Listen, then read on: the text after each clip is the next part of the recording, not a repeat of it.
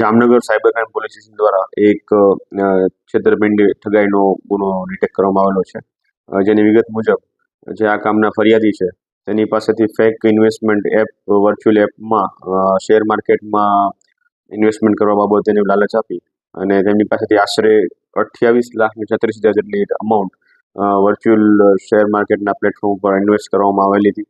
જે ખરેખર actual amount એ જે આ કામના આરોપી છે જેનું નામ છે રાહુલ મનીષભાઈ વાસાણી તેના દ્વારા મેળવવામાં આવેલી હતી.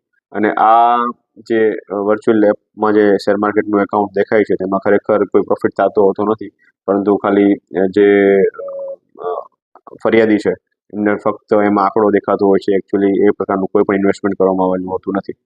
આ પ્રકારનું જે ગુનો દાખલ થયેલો હતો જેમાં સાયબર ક્રાઇમ પોલીસ સ્ટેશનના હેડ કોન્સ્ટેબલ દર્શિતભાઈ જગદીશભાઈ સિસોદિયા દ્વારા ટેકનિકલ એનાલિસિસ કરવામાં આવેલું હતું અને આ કામના જે આરોપી છે રાહુલ મનીષભાઈ વાસાણી એની માહિતી મેળવી અને પીએસઆઈ એચ કે ઝાલા અને તેમની સાથે કારુભાઈ વસરા દ્વારા આ આરોપીને પકડી પાડવામાં સુરત ખાતેથી પકડી પાડવામાં આવેલો છે અને હાલ તેને પોલીસ કસ્ટડીના રિમાન્ડ 10 તારીખ સુધી રાખવામાં આવેલું છે અને આગળની તપાસ હાલ ચાલુમાં છે.